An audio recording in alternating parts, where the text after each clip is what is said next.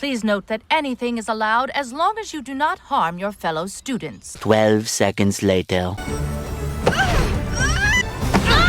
Everything is allowed as long as you do not harm your fellow students. So Bloom and Flora, you fail. So I am confusion. Oh, episode 4. Do I even have any fun off the top of my head quips for this one? No, I don't, because it's just boring. Ciao all, Tom's here. You know, usual business. We're here to talk about the Winx reboot. I am gonna start working on, like, my other commentary stuff again. Just, you know, I was pumping out videos so fast, and now I'm just gonna, like, I need a mental break. And also working on other stuff that isn't YouTube stuff. You know the drill. Oh, yeah, also the new Taylor album came out. I don't know if I'm gonna make a new video on it, but I'll just give my off-the-cuff thoughts. It was fine. You know, it was cute. It was enjoyable. There are like 3 songs off of it that I like really love. Those being like Fate of Ophelia, Title Track, and Opalite. The rest, eh. You know, I'm a sad bitch hours girly. I enjoy sadness. I'm happy Taylor's in a better place or whatever, but I'm just kind of like, eh. That said, prepare for me to find ways to work the new songs into these videos as memes, because that is my duty. It is my sacred duty. Save my heart from the fate of Ophelia. Anyway, let's talk about this episode, shall we? Because that's more or less what we're supposed to be here to do, even though I desperately don't want to. So it's at this point in the reboot, we kind of stop doing one-to-one adaptations of episodes from the original, and we start trying to do our own thing, tell our own story, and it's not good. I mean, it was bad before because we didn't understand what we were adapting, and we didn't understand how to tell a coherent story. And now it's just a bunch of boring nonsense that goes nowhere. It's just a bunch of weird moments that happen in a sequence, and then the episode ends, and you're just like, my life would have been better without that, thank you. Oh, yeah. I wanted to talk about the intro and the outro. Well, not really the outro. The outro is fine, I guess, whatever. The intro, I hate it so much. I have really come to appreciate Under the Sign of Winx, especially the Lucia version, like from the first season of the Cinelume dub. If you desire, you can become one of our bunch. I love her accent. I love the instruments. Season 1 songs, specifically in the original, always use this beautiful guitar. There's a feeling in my heart, not a dream, but a real thing. I just love the production so much. And to have all that replaced by this basic ass synth pop production that sounds like a reject 143 song, you know, like the terrible Katy Perry album. Waves, if your hand is holding mine. Dry as fuck. It's an insult, man. Especially because, like, Clara, I believe, is the singer on the new version of Under the Sign of Winx. Her voice, I guess, is fine. But, like, it just... She sounds like she's falling asleep. She sounds like she doesn't care. There's, like, no emotion in her voice whatsoever, which I find horrible because Under the Sign of Winx is supposed to be really emotional and fun and warm. It's just, it's so bad. It's so bad, bitch. Waves, if your hand is holding mine. We can fly for space. Firstly, the title, A Trick by the Trix. Really? Really, that's the best we can come up with? Shameful. Absolutely shameful. So anyway, we start in the Trix dorm. Darcy's blasting music on her ugly ass little skull speaker. It looks like it's made out of very cheap plastic. It looks like she got it from like a children's equivalent of Hot Topic, like the Weenie Hut Juniors of Hot Topics. She's blasting Step Into the Dark. It's like one of the few songs that I think is decent from the reboot. It's one that everybody else seems to be into.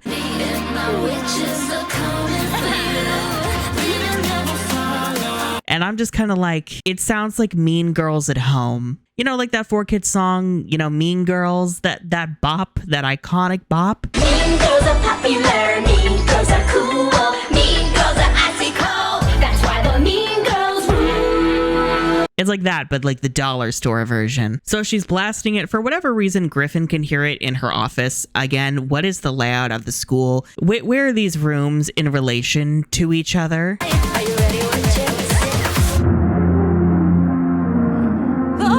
How does the music I deafen Griffin. And I ask mostly because, one, Griffin looks horrific as she's screaming in pain from the sound. But also because there's a moment that's coming up that makes me wonder how Griffin can hear this loud music, but she can't overhear or sense the evil presence about to speak to the Trix. Anyway, Icy and Stormy show up and they bully Darcy because her voice sucks. Icy, why did you do that? I thought roosters only crowed in the morning. Her voice is just so high-pitched and nasally, and it doesn't fit her at all. There's like no darkness or maturity to it whatsoever, which I feel like you need for a Darcy voice. It sounds like a voice you would expect from Stella, and I already hate those kind of voices for Stella. I was just trying to help. So Darcy apparently is obsessed with Riven. Okay. There is a boy I like. Darcy and Riven forever. Have we even seen Riven in the reboot up until this point? I guess in the Changeling episode, but like barely that. And so I'm just like, okay, but why? Like, you two haven't interacted. There's no reason for this. Riven is barely a character. I'm willing to bet a lot of newbies hear that and they're like, who's Riven? There's kind of a whole issue with how Riven is written in the reboot, where they've made him a lot less toxic and awful, but in the process, they've kind of removed his entire reason for being here in the story. And that ties into the whole crush on Riven with Darcy, because there's no real point to it. Like, in the original, it's there mostly because it gives Darcy the idea to hypnotize Riven and use him as a spy to get information on Bloom and the Winx. For us, all that matters is knowing that we can count on you. The rest will come all by itself. You see, we don't like the little girls who call themselves Winx. You know, it served a practical function, but without that, there's not really a reason for Darcy to have a crush on him. It doesn't go anywhere. Stormy then destroys the shrine to Riven she has in her dorm. It's so weird before, because Darcy's like, do you want to know who it is? And Icy's like, it's a very bad secret. And it is, because she has a whole shrine out in the open that everyone can see in the common room. Do they have individual bedrooms, or do they all just like sleep on the sofa in this one common room? It's like Helga's shrine to Arnold and Hey Arnold, except she's not hiding it because she has no shame. Anyway, Stormy sends all of the papers flying in really bad wind effects. I can't even focus on the wind effects because she's sending them to a window, but she's not throwing them out of the window like, you know, you usually would with this kind of joke. Apparently, the animators were too traumatized by Rainbow to be able to animate the window opening. So instead, the papers go towards the window, which is closed, and then it cuts away. And it's like, did the window open off screen? Is that... Okay. These all seem like minor things, but add them all together and it's like this, it becomes visually incoherent noise. Vexius then appears in a wave of shadows because he wants to pretend that he's scary. Vexius? What are you doing here? I don't know how the hell he's doing this, how he's able to just move across campus undetected, especially because there's a later episode where he's able to be sensed by Farragonda and Griffin all the way from Althea in Magic City. Girls, what happened? We sensed a dark energy building in Magixia and came at once. And yet they can't sense him using the power of darkness to shift around the inside of their school. Because that makes sense. Okay. So Vexius is threatening the Trix, and he's like, why haven't you gotten me Bloom's power yet? The fact that we know Bloom has the Dragon Flame right out the gate, it's so boring. Vexius wants the Dragon Flame for reasons, and the Trix are supposed to get it for him because they're his little minions. I love the Trix not wanting the flame for themselves because it's their destiny or whatever, inherited from the ancestral witches. I love that they're just doing this because they want a fucking ugly staff from Vexius. It's part of our deal, remember? The staff for the flame. Pretty stuff. Basically, there's a deal between these groups where if the Trix get him the Dragon Flame, he will give them this ugly staff that has the ability to open the Omega Dimension. And the Trix want to do that so they can build up an army of criminals from the Omega Dimension and take over the world or whatever. It's a very stupid, stupid plan. Once we get that staff, we'll open the Omega Dimension and gather whatever army of villains we need to conquer the magical world. Ew! I'm like, couldn't you just do that with the Dragon Flame since it's so powerful? Like, what's your plan to like control all these criminals that you would bring forth? Like, who's to say they would follow you? Wouldn't they just go off and do their own thing? Like, they're not bound to you once they escape. At least I would assume that they're not. It's a very dumb plan. I don't know why they would want to do that. There's no... Because at least with the original, they're inheriting a mission from the ancestral witches to take the flame and like take over everything. The dragon fire should be ours. Our coven earned the right to have it. They spent centuries tracking its last remaining pieces. And when they finally located it on Sparks, they put a spell on the whole planet, freezing it, turning it into a sea of ice. We're finally fulfilling the dreams of generations of witches. Just think about it.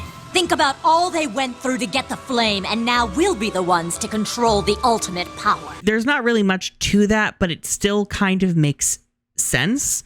Whereas here it's like, we're going to do this evil thing because we're bored. And they're talking as if like they just came up with this deal, which like, I mean, I guess they would have. But how did you do that? There's a lot of this that doesn't make any sense, but one of the main things, if Bloom was just recently discovered, and sure, they know she has the Dragon Flame immediately, but why would the Trix and Vexius have been working together before that? And why would Vexius approach the Trix? Because the Trix, unless they are connected to the Ancestor Witches, they don't really have a reason to be minions of a big bad. Because it's like, who are they? They're like nobodies. Why are you working with them to get what you want? And why would you have even been working together if Bloom has just been discovered? Oh yeah, and even like the ogre thing that the Trix sent, because like it does work for them, so that means they did send it to Earth in episode 1, but why? Did they like overhear the news about Bloom and they decided to send it after her? But like that also doesn't make sense because Flora's like they sent it after Stella's ring, but why would they want the ring if they only wanted the ring to get Bloom's dragon fire, which they didn't know about? Oh my god, it breaks apart so quickly. Anyway, Vexius also is like, I was King Oritel's bestie and possibly ex-lover. For years I served as King Oritel's right hand. I lived in his shadow during his reign in Domino, and I became accustomed to the dark. And they were roommates. Oh my god, they were roommates. And he just drops all this lore randomly that no one asked for.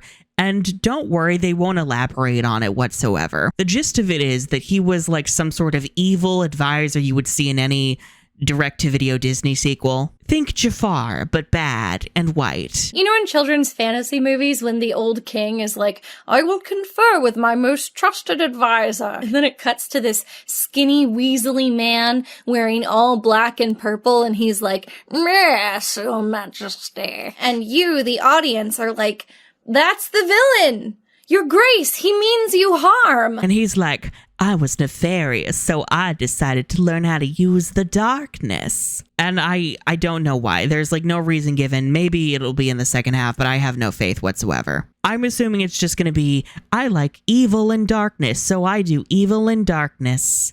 And I betrayed Oritel because I felt like it. There's also the angle of how this affects Damian.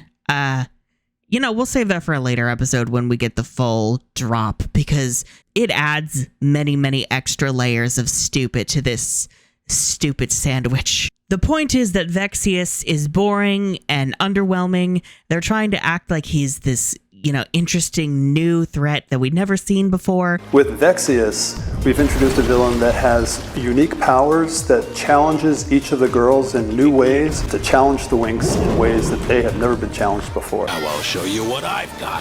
Magic Meltdown! Convergence! Lost world! You think you can stop me? You fairies are finished! To challenge the Winx in ways that they have never been challenged before. When really he's giving Valtor home. So I won't give up now. Also, Icy looks hideous. UGLY, you ain't got no alibi, you ugly. You ugly. We then cut to the Winx flying over what I presume is Lake Roccaluce, you know, the big lake in front of the school. It looks so bad. It looks really, really bad. Winx, if your hand is warm in mine. I don't really care about the song. It's fine or whatever. The animation is horrendous. Okay, so basically, they're not actually animating the girls in the environment itself. And you can tell because the physics of how they're moving and how they should be relating to the environment and the space doesn't make any sense. With a feeling we'll be surefire winners. Winx, we just smile, you can enchant. Basically, what they've done is they have animated the girls flying. Imagine them flying in front of like a green screen. And they've animated that on one layer.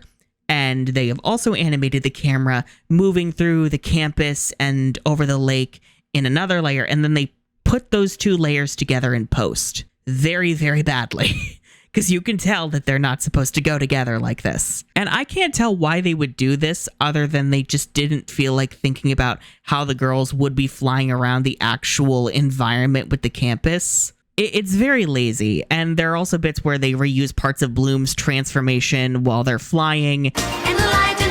There's very bad framing of the girls, like not even being the focus of certain shots. It's giving that they want us to be in awe of them flying and have fun with them, but I just don't care. Oh, also shout out to that bit where they're all flying like into the camera, and it's supposed to give the season 4 intro. And it's giving the nightmare version of that. Bloom is like, wish on the dandelions, girls. And these dandelions do not look like dandelions. They look like they have like these wads of gum or cotton candy on them. It's, oh, good Lord, it looks hideous. Oh my God, what is that? It doesn't look like they're like that because of a style choice, because the reboot as a whole lacks cohesive art direction, probably because all of it was conceived by Gen AI, which is notoriously incoherent and not cohesive. We refuse to cut corners with AI shortcuts. When will the lies end? Allegedly! They're getting ready for this magical fitness exam with Griselda. There's one thing I want to harp on, and that's Stella like encouraging Bloom to go after Sky despite him dating Diospro. Well, I know what Bloom wished for. A super romantic date with Sky. Am I right? What? No! Now, we haven't seen a lot of the specialists so far, so it's not really been a thing that's been at the forefront. Newbies especially will probably be like, who's Sky again? You know, it doesn't help that, you know, that specialist scene in episode 3 got cut, and apparently on Netflix, it's still missing, so I guess it's just a deleted scene now. Now, it's weird because they want Bloom to be like this perfect girl, right? This perfect, flawless role model who is unproblematic and sweet. One big change we made was how Bloom meets Diospro. In the reboot, she meets her right away as Sky's girlfriend. And Bloom, being respectful, is respectful of the relationship, and she keeps her distance. She's careful not to cross any lines because she knows how delicate that situation is. In the original, their first meeting was explosive. Bloom fought Diospro immediately, and fans still have strong opinions about that episode. You could call it infamous. Like, remember episode 1 where she was so excited about the bike instead of being upset about it because she wanted like a scooter? Yeah, so they sure as hell are not going to have her engage in cheating with Sky. The issue here, though, is that one, Sky clearly doesn't want to be with Diospro, so it's just adding like unnecessary drama and villainizing Diospro to make us root for Bloom. But Bloom is also not being really active in pursuing Sky, so then you're just kind of like, okay, why is this here then? Like, I would assume that the goal is to make us fall for Bloom and Sky and their chemistry and make us hope that Sky breaks up with Diospro, or we learn why Sky is with Diospro so that that relationship can dissolve so that Sky can be with Bloom. Or maybe they do cheat and Bloom is allowed to be like super messy and there's a fallout from it. There are consequences. You know, something to make Bloom not perfect, to show Bloom is a flawed person who makes mistakes and has to own up to them. But we don't get any of that. Can I sit there? Sorry, Bloom. I'm saving it. You know how it is. Okay. So what we get is Bloom occasionally pining over Sky, but not really thinking about him or doing much about her feelings. So this doesn't even read as a subplot.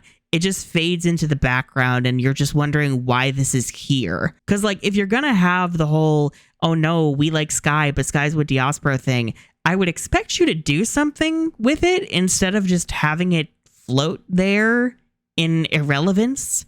You know, maybe even have an episode where Bloom is tempted to get with Sky and, you know, have an affair with him, but then she decides not to if you really want her to be upstanding and morally pure. But they don't even do that, so fuck me, I guess. Absolutely wild, though the other girls are encouraging cheating. That's wild. Hey, Sky! So after they're done flying, they decide to go to the barn or whatever and talk to Damian. I want to see the changelings anyway.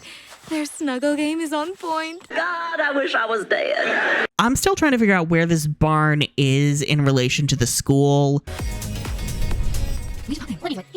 And I get the whole... And also why Damian is the only person here. Like, are there no adults taking care of this place? Is it actually like a school facility? Or is this like Damian's place? Like, I make it make sense. Anyway, this is here so that Bloom can try and befriend Damian, and Damian's like, get away from me, you loser. It's so obvious that they're like supposed to be twins. It's the hair, just the vibes. It's good Lord. And it's like so easy for the others. Sometimes I just think it's not fair. They're trying to have it so Bloom can relate to Damian feeling out of place because he's not very good with his magic. But it's not really all that interesting because, one, I don't care about Damian. Stop trying to focus on him so much. Bloom herself isn't really a fleshed out character in this version. Nobody really is. So it feels very unnecessary and lazy. It feels like the show is trying to force me to care about Damian, and they want me to care about him more than Bloom and the other Winx. And that just makes me want to punch the show in the face. So anyway, then we have class. Once again, it's a whole 5-second class because we see the beginning and the ending. Good afternoon. Good afternoon, Headmistress Farragonda. Good afternoon, Headmistress Farragonda. Dear students. Sky is here so we can have some angst that we do nothing with. Now, this one annoys me because we are told we're going to learn about this big ancient war between the Company of Light and the Powers of Darkness. Okay, weirdly vague name. But it's the Ancestral Witches. Who are the Ancestral Witches? We're not telling you. Today, we will discuss the battle between the Company of Light and the Power of Darkness, otherwise known as the Ancestral Witches. Who should have totally won.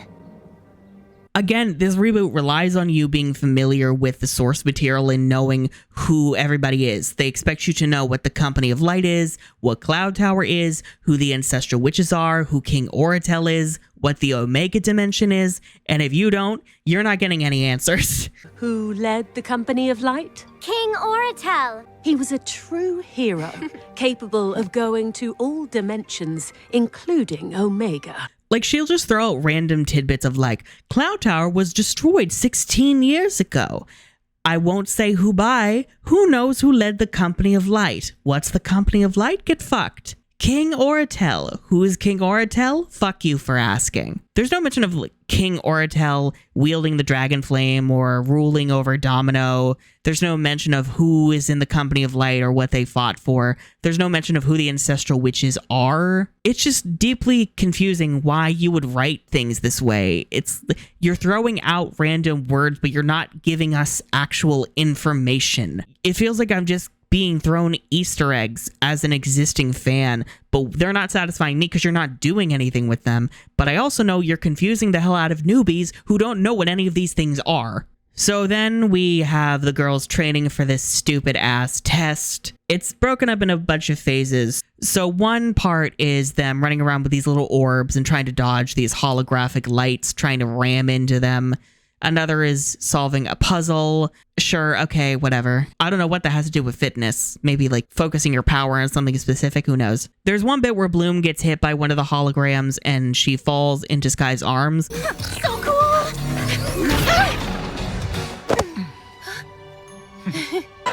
Cheater, pumpkin eater. She just kind of floats into his arms like she's in zero gravity, like she's on the moon. Really badly animated, but also, again, it's like, why are you giving us these moments if there's not an actual story attached to it? Like, is Bloom trying to pursue Sky or not? Will Bloom ever have agency? Fuck no, absolutely not. So they're training for the test, all the while Diospro is watching menacingly, doing nothing. But Damian is also watching from a distance.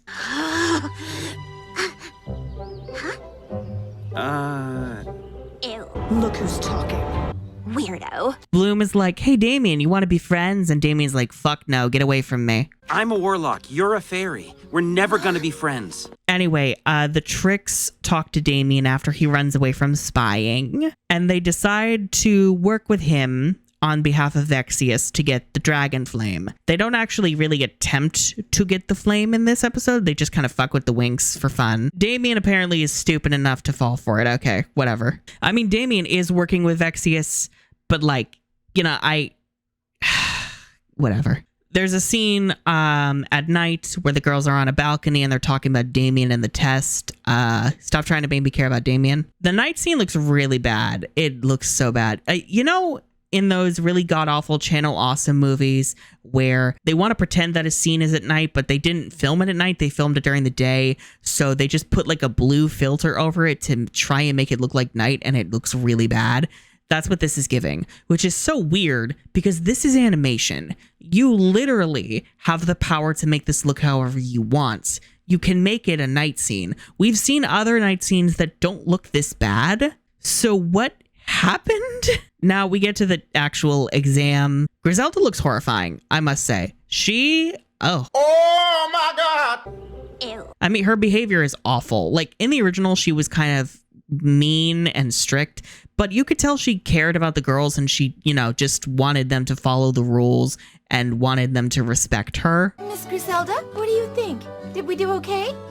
Stella, I am very proud of the progress you and your three friends have made. You're a credit to the school. Whereas here, she just kind of gives the cruel and vindictive, like she gets pleasure out of making children suffer. Bloom and Flora put the rescue of their classmate first. But the rules. What the fuck is wrong with you? So we start with the floating puzzle things. It looks really bad. At one point, Flora helps Bloom with her puzzle. I'm not sure how that's allowed, but okay. There's one, I presume, male fairy. I assume he's a fairy because he's not dressed in stereotypically punk clothing, you know, like a witch would be. Oh, I'm sorry, a warlock. And he fails. I am assuming he failed the puzzle part of the test so he wouldn't transform, so he wouldn't have wings and a glittery outfit so that we could avoid being called woke. Ma le famiglie arcobaleno ci sono nei cartoni o no? E quindi, ecco, sicuramente Hollywood sta spingendo molto in questo senso. Griselda does have this rule where, quote, everything is allowed except that which will bring harm to other students, which is bullshit, and we'll get to that very quickly. We then transform for the holograph part of the test. Really long, boring transformation. Sure, why not? Let's transform. Our first group transformation. How exciting! May I? Diospro's transformation looks hideous. I hate the pigtail. I hate the hair. Her wings look so plasticky. Holy shit. Ew! So remember that rule I mentioned like 10 seconds ago about don't harm your fellow students? That doesn't apply to the Trix. Darcy and Stormy push Flora and make her, you know, fall and nearly drop her orb. And Icy does the same thing with Bloom. And in both of those instances, Griselda doesn't call it out. She has nothing to say. Apparently, that's perfectly fine. Please note that anything is allowed as long as you do not harm your fellow students. 12 seconds later. Everything is allowed as long as you do not harm your fellow students. So Bloom and Flora, you fail. So I am confusion. Like, what is this? Like, Why are the Trix just allowed to do whatever they want and face no consequences for it whatsoever? Ugh, how frustrating. The Trix got away scot-free. Again. Correct! And if you're going to say it's nepotism because, you know, they're with Griffin, one, they haven't established that yet, so that's bullshit. And two, it's with Griffin. I don't think other professors would like doing that, or if they felt like they had to, they would at least say something like, oh, you know, if I could, I would punish you, except Griffin would fucking snap my neck. But she doesn't, so I just assume that Griselda hates the Winx that much. And then the final part of the test, they have to follow a bunch of like butterflies in pairs and find trophies across the campus. And they have to do it within a certain time limit. So we get a bunch of pairings. We get Bloom and Flora. We get Stella and Techna, who we don't see because Techna doesn't matter, remember? You're such a loser. And then we get Musa and Aisha. For the Trix, it's Icy and Stormy. Darcy gets paired with Diospro, but that doesn't go anywhere. We don't see them at all. And I'm just going to say it. I think a better pairing would have been Bloom and Diospro. This whole episode, there's been this weird undercurrent of Bloom not wanting to get involved with Sky because she doesn't want to, you know, be a homewrecker. Well, I know what Bloom wished for. A super romantic date with Sky. Am I right? What? No! Can I sit there? Sorry, Bloom. I'm saving it. You know how it is. Okay. If you have that introduced early on in the episode, and you keep referencing it with Bloom having a crush on Sky and Diospro jealously watching, it would make sense then for that conflict, for this episode to culminate in a pairing between Bloom and Diospro where they have to work together, and that conflict comes to the forefront as the Trix do their plan. Maybe the Trix even like mess with the pairing setups to make Bloom get paired with Diospro so that their plan can work, but they don't do that.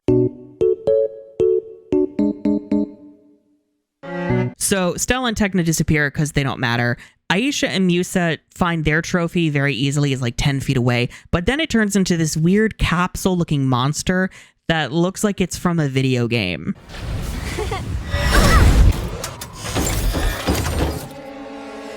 Oh my god! What is that? Literally, it looks like one of those cheap plastic toys you would see in that like claw machine game you would find in an arcade. And it runs off and they have to go get the trophy from it. Bloom and Flora follow their butterfly. It's leading them to an abandoned courtyard in the school. Why is it abandoned? Who knows? Did we have to meet in this deserted courtyard? What's wrong, Damian? Damian was told to come here by Icy and Stormy. They show up. I guess Icy and Stormy just don't care about their part of the test. Sure, whatever. Anyway, they freeze Damian. It looks really bad. There is a place for you in our plan. Really? There's a moment where Stormy's eyebrows disappear completely. It's frightening. It's quite frightening. Bloom and Flora show up and they find Damian not frozen, but instead inside the capsule monster, while Icy and Stormy steal the trophy that was supposed to be for Bloom and Flora. Okay, sure. Damian! I knew it! They switched our trophy with him! Whatever happened to like Icy and Stormy's thing that they were supposed to go chase, who the fuck knows and who the fuck cares? So anyway, Bloom and Flora have to stop the thing. A not fight ensues where they put no effort in trying to save Damian. Arms of the earth!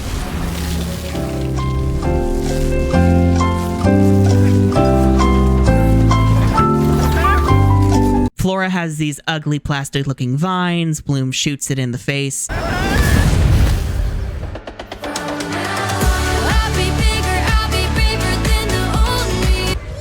She catches Damian and Damian's like, why did you save me, you loser fairies? I'm out of here. I don't need to be rescued by anyone, let alone a fairy. I can take care of myself. Oh, hell. Why didn't I kill you? Him being ungrateful for this, I wish he died. I hate, stop trying to make me care about him. Stop it. I do not. Anyway, Griselda's like, I don't care if the Trix set this up. I don't care if you were trying to save a life. Because you didn't get the trophy, you failed. Which is so insane. Isn't the point of a fairy that we're supposed to protect and save people? Like, why is getting a trophy more important to you than us saving someone in an emergency? You are literally teaching us to do the opposite of our job. Like, Griselda really has it out for these girls, holy shit. And Farragonda and Griffin have to roast her ass to get her to, like, not fail Bloom and Flora. Side note, this courtyard was abandoned for some reason, and yet Farragonda and Griffin were up in a building in this courtyard, and they saw the ruckus through the window? Why were they here? Were they having like a little menage a trois and they wanted to be like in an unseen corner where no one could see their affair? No one could witness the scandalous affair between a fairy and a witch. Because if they did, all hell would break loose, I guess. There's a moment where Sky smiles at Bloom afterwards and he looks like the monster from the horror movie Smile. You were really brave today. Coming from you, that means a lot, Sky. Almost time, Rose. Horrific. Absolutely fucking horrific. After this mess, Bloom and Flora fly over the campus. Apparently it's the next day, but there was no indication that time had passed. Huh? You fool! How long do I have to remind you of this? Hey, we just thought we'd check in after yesterday. They see Vexius yelling at Damian in the forest, and then they meet up with him at the barn. Why didn't they fly down to him while he was in the forest? I don't know. I don't know. There's no like text indicating passages of time. There are no crossfades to indicate passages of time. Oh, good lord, the visual storytelling does not exist. Bloom and Flora try to comfort Damian, and he's like, get the fuck away from me, you loser fairies. I can't be friends with you. Leave me alone, both of you. Like I said, I'm a warlock. I can't be friends with fairies. I mean, didn't you learn from the fact that Farragonda and Griffin had to hide their, like, lesbian relationship? Like, this isn't allowed. They keep trying to, like, build up to Flora caring about Damian, and I hate it so much. What about that strange guy I saw you talking to? He was kinda creepy. He's no one. Wait, why are you suddenly mad? Leave me alone! Like, I thought Musa was supposed to be the one who was attracted to toxicity and terrible men. Like, what's happening? And also, love erasing Helia, you know, like an Asian man who's a bit more feminine. Like, is that kind of problematic in and of itself when he's the only Asian man? Yeah, but at the same time, we're erasing diversity and different gender expressions for the sake of not looking woke. All the Helia stans, I'm so sorry, you deserve better. I mean, Helia was barely even in the original show, so I can't imagine how this feels. Maybe y'all are used to it, who knows. Vexius then bullies Damian and he's like, I'm ashamed to be your father. We'll have to get a bit more aggressive. Yes, father. Yeah, the twist is that Damian is Vexius' son. How shocking. Next, you're going to tell me that Damian is Bloom's long-lost twin brother with half the dragon flame. We've never quite had a villain like Damian. He could have been a good guy under different circumstances, but his alliances also will keep shifting throughout the entire arc of the series, and viewers will probably get very hooked wondering where exactly is he going to land.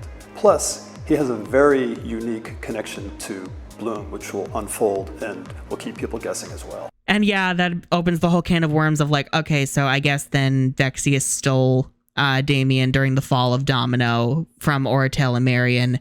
Why didn't he get Bloom? Why doesn't he know that Damian has Dragon Flame, but he wants Bloom's? Look, I don't know and I don't care. The writers clearly don't care. That episode was just a whole lot of nothing. Holy crap. I dreaded talking about this one just because there's really nothing to talk about. Like, when you break it down, what is this episode supposed to be about? It really feels like it's just kind of trying to make you care about Damian first and foremost, and I resent it for that. Damian and Vexus matter because their storyline explores something deeply human, the bond and the conflict between children and parents. That emotional core is what makes Winx truly special. There's no interesting dynamics between Bloom, Sky, and Diosporo. None of the other characters are really getting to do anything interesting. Flora has a bit of a prominent role here as supporting Bloom, but like, that's it. She doesn't actually have anything on her own to do. So it kind of gives the way that Fate would treat Aisha, where she became like the black best friend with nothing going on. for this important white girl. And it feels like we're doing that, except the black best friend here is the Latina best friend, which is not a great look. Anyway, episode 4, nothing really the fuck happened, and we gained nothing. You fail.